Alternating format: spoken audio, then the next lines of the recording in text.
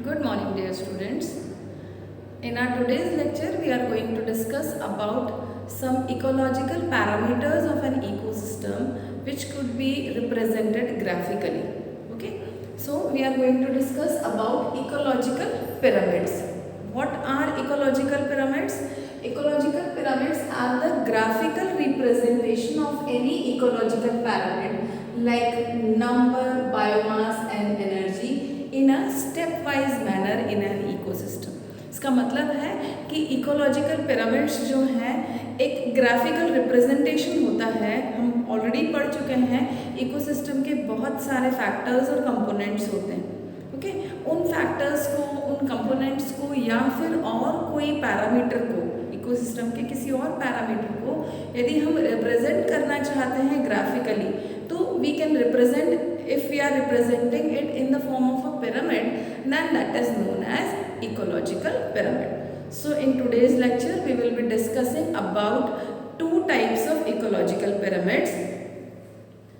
We can represent the ecosystem in the form of pyramid of numbers, pyramid of biomass and pyramid of energy. Today we will be discussing about pyramid of numbers and pyramid of biomass. Now you know very well what are the numbers in an ecosystem. Numbers could be of producers, numbers could be of consumers, numbers could be of any other living or non-living component that is present in an ecosystem. So if we are considering the living part of an ecosystem and if we want to represent graphically the numbers in an ecosystem, so we can get a graphical representation in the form of a pyramid in an upright manner. This is the pyramid of number.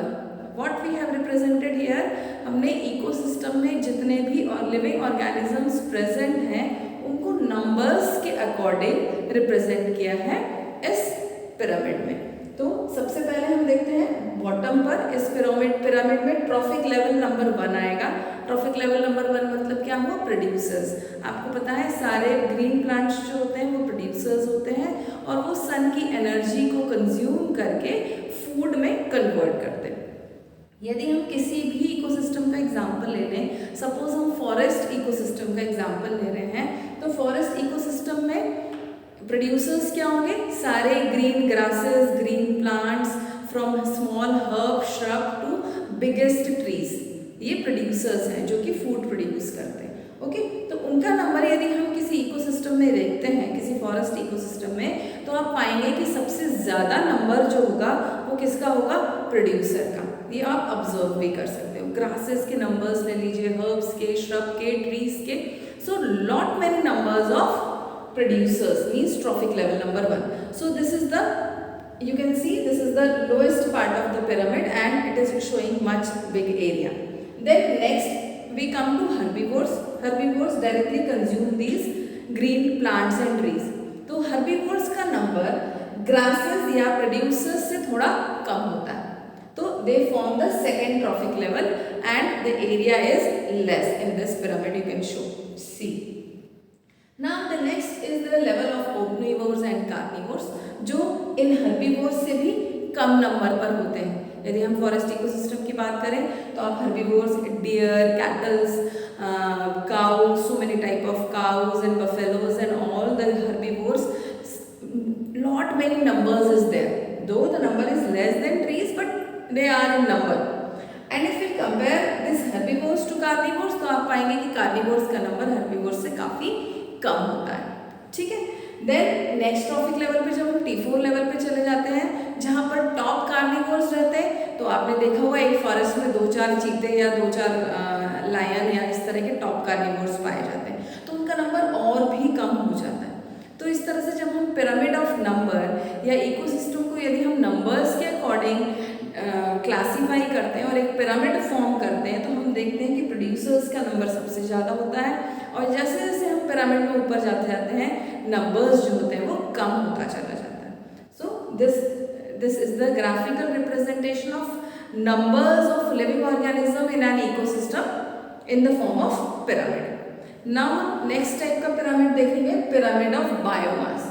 Biomass को भी हम इसी pyramid में देख सकते हैं, same ऐसा ही pyramid of biomass भी होगा। बायोमास का मतलब क्या होता है? बायो मीन्स लिविंग ऑर्गेनिज्म और उनका मास कितना है। मास मतलब उसमें वेट कितना है, टोटल वेट की यदि हम बात करते हैं तो सेम तरह का पिरामिड बनेगा। ग्रासेस का नंबर्स जिस तरह हिसाब से लिया था हम वेट भी उसी तरह से देखेंगे। तो आप देखेंगे कि पूरे इकोसिस्टम में यदि हम किसी भी इकोसिस्टम की बात करते हैं तो वहाँ के जो प्रोड्यूसर्स हैं उसका बाय वेट यदि हम उनको देखते हैं तो सबसे ज़्यादा वेट किसका आता है? प्रोड्यूसर्स का। फिर उससे कम वेट जो होगा वो हर्बीवोर्स का होगा, फिर उससे कम वेट जो है वो कार्निवोर का होगा और सबसे कम वेट जो होगा वो टॉप कार्निवोर्स का होता है। चाहे आप कोई सा भी इकोसिस्टम ले लीजिए, चाहे आप डेजर्ट इकोसिस्टम ले लीजिए या एक्वेटिक इकोसिस्टम ले लीजिए या कोई सा टेरेस्ट्रियल इकोसिस्टम और any type of ecosystem, grasslands ले लीजिए, यही पिरामिड फॉलो होता है। चाहे वो पिरामिड ऑफ नंबर हो, चाहे वो पिरामिड ऑफ बायोमास हो। ओके, तो in both of these pyramids we have seen that the pyramid is upright, means the lowest portion is being covered by producers and they are big in number as well as they are big in biomass। और जैसे जैसे हम ऊपर जाते हैं herbivores, carnivores, top carnivores, इनके number भी कम होते जाते हैं as compared to producers और इनका बायोमास भी कम होता चला जाता है।